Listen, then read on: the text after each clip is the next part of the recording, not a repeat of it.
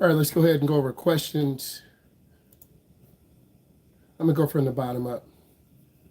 When you're turning, you want a mixture of gas and brake. If you go in too fast, you're gonna have to squeeze the brake. And some beginning drivers overturn, and then the rear of the car spins out to the left. On the other side, some beginning drivers go too slow and the car almost stops. And then in the middle of the turn, you end up hitting the gas really hard and the car jerks. In the wintertime, we literally can slide off the road or the left or the right. You want to practice like walking in a hallway. If you walk really fast or walk too fast, you could slip and fall. If you walk too slow, traffic behind you, students behind you could walk into you, walk over your shoes. So some right turns are 90 degree, some turns are 70 degree, some turns are 30 degree. So you want to match your steering with the angle of the turn, okay? And I think that comes around that second or third drive. It won't happen on your first drive. If you're driving at night, it's very scary. If you're driving in the rain, it's very scary. Or maybe in heavy traffic because there's so many other things around you. I think also parking lots between 2 to 5 p.m. are very dangerous. There's a lot of people. There's a lot of cars. There's a lot of juniors and seniors who are speeding in, speeding out. There are a lot of parents who are also there who want to drop off their kids and get going. So you're going to have a lot of different elements of driving with you learning. And a lot of beginners go very slow. But sometimes in the parking lot, you don't have a chance to learn because cars are honking their horn. Parents are trying to get out of there. Those juniors and seniors are driving those big trucks. So you want to build repetition over and over and over. One, are we always supposed to be in the middle of the street? We drive in America, so we drive on the middle right side. If we drive on the middle left side, we're on the wrong side of the road.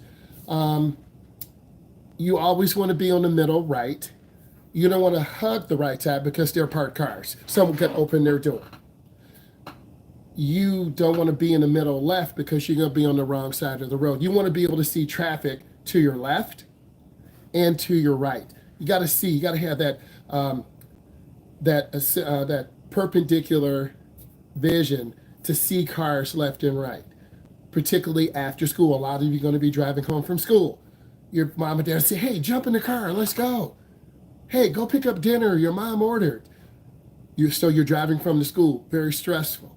You see your teachers waving at you. You see a junior or senior and they're laughing at you. Or you're nervous because your dad's nervous. Or you're nervous because your mom is nervous. Or your brothers or sisters are saying, "I don't want to die." That's what your brothers or sisters will say. And you're like, "Dad, get him. Get that insect." So, or maybe your whole family's there and the dog. And you're like, "Oh my God." And you feel like the whole world is watching you. So you want to become, what is the best hand placement? It depends on how long your arms are. It depends on what type of car. I like a 7 and 5 because AAA says 7 and 5 is a little bit better because there's an airbag. 9 and 3 is still used by a lot of people in the world. 10 and 2 is good. You got to find a hand placement that works for you. For me, and this is not the steering wheel, but let's pretend this is my steering wheel. They're like, let's pretend this is the steering wheel. My hands are too low. Do you guys agree? Yes? My hands are too low. I can turn now, can't I? Right? I can turn. Okay? This is 10 and 2. I really can't turn. You feel me? So my racing steering wheel's in the garage. But let's just use this. So 9 and 3. This is 9 o'clock and 3 o'clock. This allows me to have better control. So someplace that 9 and 3, okay, that 8 and 4. Okay. Usually students with shorter arms, they have their hands higher up. If you have longer arms, your hands are lower. Okay. So to try to figure out what works for you. Delmar did a great job getting comfortable, learning how to turn. Had that man making those nice little right turns, making those left turns. It was around his third drive. He just relaxed, feeling comfortable. And then what happened between your second and third drive? We always need to work on turns. That's a really big component when you're learning how to drive. Your instructor should make sure that you know how to park, you know how to make right turns, you know how to make left turns. Does flipping your elbows up when turning block your vision? It makes it, you see what I'm doing? I can't see, bro. Yeah, it's blocking my vision. I'm being funny, but no one drives like this. No one drives like this. You keep your elbows down. You turn with your wrist. Okay? And let's use this is a smoke alarm base, just letting you know. But for our purposes, it's the steering wheel. So if I flip my arm up, I really can't turn as effectively. You're going to throw the car. You're going to throw it to the left lane. We're going to hit a car. You're going to throw it to the right lane. So keep your elbows down, because beginners are like really squeezing the wheel really hard. So you want to keep your elbows down. It allows you to turn smoothly, more efficiently. Is there a general average degree of turn for the car? Should I use my hand over hand for curves? You want to slightly turn. If you do hand over hand, you're going to roll the car over the curve. You want to do a half turn. You want to do a half turn. Do like a half turn on the curve, okay? Because if it's a 90-degree curve, then you're going to have to turn completely. So it's a half turn. Are there visual signs? There are visual signs. I like that, Cole. There's a warning sign, a triangular sign that has a black arrow and a yellow background. So it's telling you, bro, you're going into a sharp curve. No, it doesn't say that. But it's a warning sign before the curve that's telling you sharp curve to the right. You may have chevron alignment signs to the left. They're shaped, they're yellow background, black vinyl, like a upside down V, telling you there's a sharp curve to the right. You will feel more comfortable once you get into some curves. It takes time. Good question. Is there an easy way to catch yourself if your nerves? It takes time. It should happen around the second, third, or fourth drive with your instructor. But then it's going to start up again when you drive with mom. Then you drive with dad, or your stepmom, or stepdad, or your uncle, because they're not used to you driving. Right around that second or third drive, you relax. And I want you to be relaxed. If you're not relaxed, I'm worried. Is there something I'm doing? Is it the car? I want you comfortable, because comfortable students tend to drive smoother and more relaxed. Is it difficult to let the steering wheel return to the center?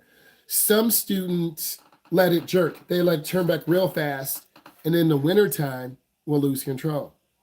I try to, as an instructor, to keep you smooth. I want you to understand this again.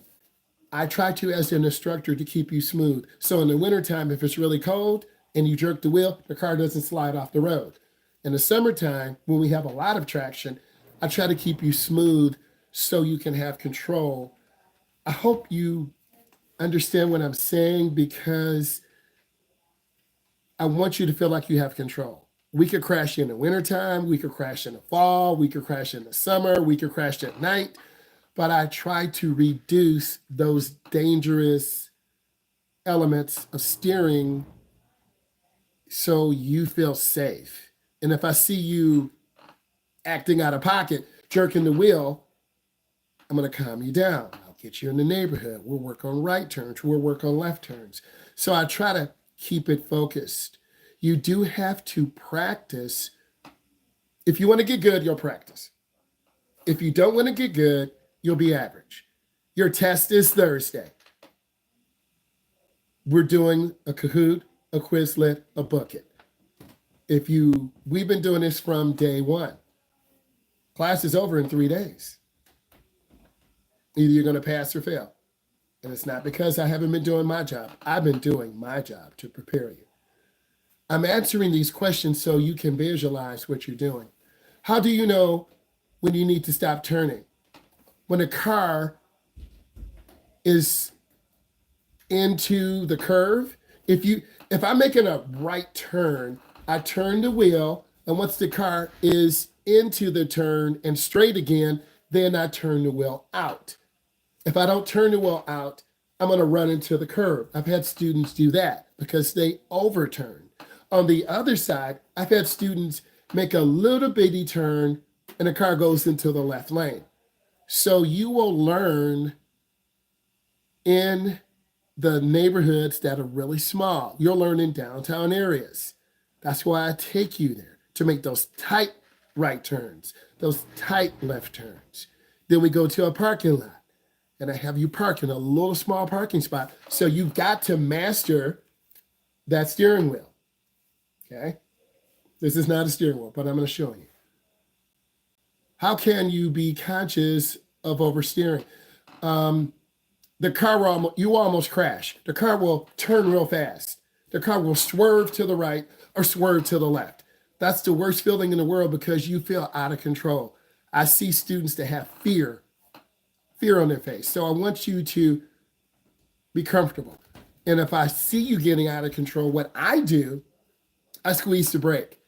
And that slows the car down. And then I'm able to help you turn the wheel out. If you overturn to the right, I'll squeeze the brake, take the speed out of the car, and I'll turn the wheel back so we don't hit the curb. If you overturn to the left and we're going to hit a car on the left, I'll squeeze the brake and then I'll turn the wheel back a little bit. If I turn it too much, we'll swerve to the right, hit a car. If I overturn or turn the wheel too much for you, we'll hit a car to the left. So I think the biggest thing is speed. On left turns, some beginners hit the gas and then we turn, the car goes really fast. So it's speed. Speed is our enemy and speed is our friend. For a beginning driver, I think speed for you is both. It's a friend because you got to get through the turn.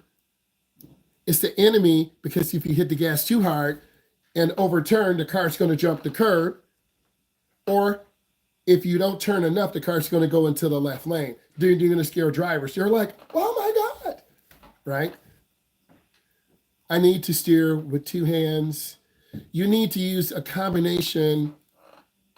You need to just relax and have your hands at 9 and 3. Don't overthink it, okay? Sometimes beginning drivers overthink it. Oh my God, I got to have my hands here. I got to turn my blinker. I got to do this. Relax. Just turn the wheel enough to make your turn, okay? And if I see 3, 4, 5, or 10 people doing that, then I will explain it. Yeah, go ahead. Go ahead, Cutter. Cutter, go ahead.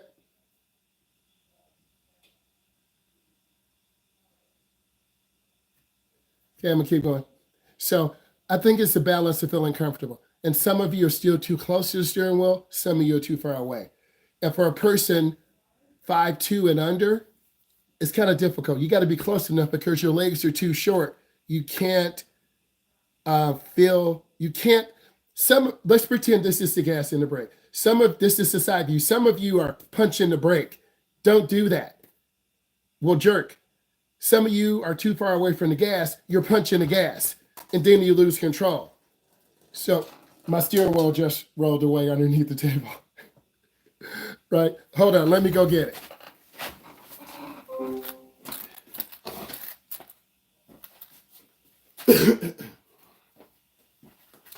All right.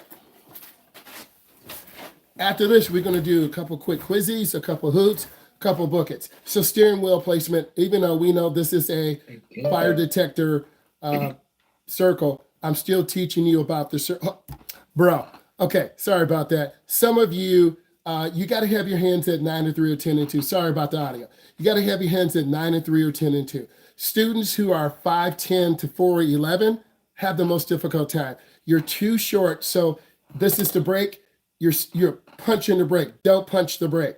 We want you to squeeze the brake. And this is the gas pedal. Some of you are punching the gas pedal. Okay, this is why I want you to wear thin sole shoes. Crocs are good. Converse are good. The really thick platform Nikes, don't do that to me. You're making your job of learning more difficult. You're making my job of teaching more difficult. Have thin sole shoes on so you can feel the gas pedal. Okay, once you get more comfortable, 3 months, 6 months, you can wear whatever you want. But when you're learning how to drive, you got your instructor, you got cars, you got people in the car. It's very overwhelming. Sorry about the mute. How fast should we go when we're making a left turn? We want to turn 7 miles an hour. Over 15, you're going to overturn the wheel. You're going to overturn the wheel. You're welcome, thanks. So gradually press the gas. Why do some turns have slower speed limits? Because the turns are really sharp or short or shallow. A short turn, you barely have to turn the wheel, barely. A 90-degree turn, you're going to have to turn the wheel 360 degrees, okay? A turn that's 70 degrees, it's like a little half turn. You have to learn, and I need to point out, hey, this is a 90-degree turn. 360, okay. This is a 70-degree turn. Okay, so that might help you understand the type of turn and the angle. What is the difference between seeing the wheel as a clock hit a circle? It's all the same. This is the circle. This could be a clock. I could put 9 and 3, 10 and 2, 7 and 5. The steering wheel is round. And people think of it as hand position. This is 9 and 3. This is 10 and 2. 9 and 3. 10 and 2. 7 and 5. This is 9 and 3. This is 10 and 2. This is 7 and 5. Most of you would drive between that 9 and 3 and that 10 and 2. Most of you. Some of you have longer arms. Some of you have shorter arms. Not all roads have turn lines on a road. Why? It depends on the type of road. Some roads have turn lines. Some roads have the white edge line to the right. Some do not. Every county and municipality is different. Most of them do have the edge line to the right. That's the white line. Some do not. Most of them have a broken yellow line separating traffic. So now you're starting to understand dirt roads, they don't have the edge line. They don't have the double yellow because it's dirt. Where does one look ahead for a U-turn? Where does one look ahead in a U-turn? You look where you're going. If I'm making a U-turn, I look straight, and if I'm going to the left, I turn the wheel and go to the left. If I'm making a U-turn and I want to go to the right, I turn the wheel and look to the right. You look where you want the car to go. Just like shooting a basketball. It's called the cylinder zone. Consider this the steering zone. You have to look where you want to go. If you're looking at the steering wheel, you're going to crash. And some of you still look at the steering wheel. Look where you want to go. I like the questions. How do you prevent your turns from becoming too wild? Go in slow, better speed control, relax your arms, and turn as you see the road turning. And you will learn. You're gonna have to learn 3 things. You're gonna have to learn how to turn the wheel, how to control your speed, and what type of turn are you on. A lot of you are learning 2 things at once. On that 3rd lesson, no pun intended, get it, 3 things at once. On your 3rd lesson, you're gonna learn how to have good speed, how to turn the steering wheel, and some beginning drivers turn too hard. You just ran into the curb. You just went into the ditch. Some turn too fast. You ran into the ditch and the rear of the car spun out. Okay? Why does it take less amount? Because it's a 90-degree turn, and the angle is not as sharp. You beginning drivers either do two things on left turns. They go very slow. This is us going, and we're about to get hit, or they hit the gas and then they overturn the wheel. Both are dangerous. I like us to go in the middle. That's why I always say make a smooth turn. About 4 years teaching on there. I need to relax, and you have to relax and become comfortable. Around the third lesson with your instructor, yes, I'm evaluating you. Yes, someone in the back is watching. It takes time. I have to be patient enough. You have to be patient enough. When being stressed, tensed up, make you more alert. No. Being tensed up will not make you more alert. It will make you less alert. You're going to miss important things. The light just turned red. You miss your turn.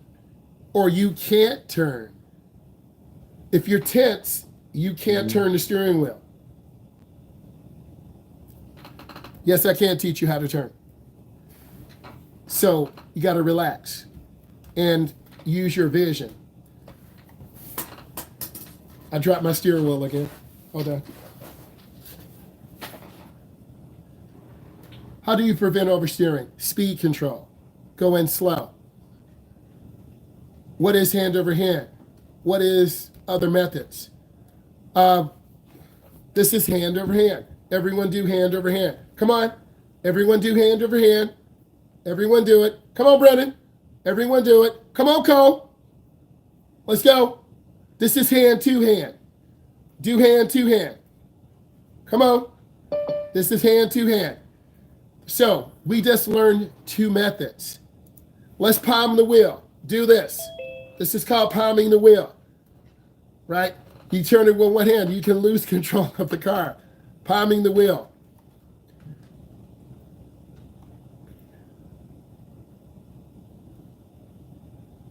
So you want to have good speed control going into your turn.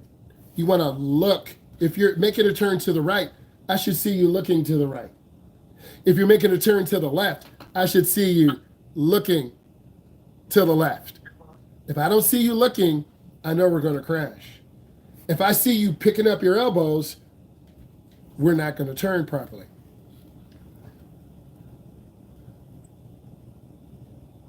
Go ahead, use the restroom. Type in what you learned. Everyone type in one thing you learned. Everyone type in one thing you learned. Yo, what's up? How you doing? We're talking about steering. You guys type in what you learned.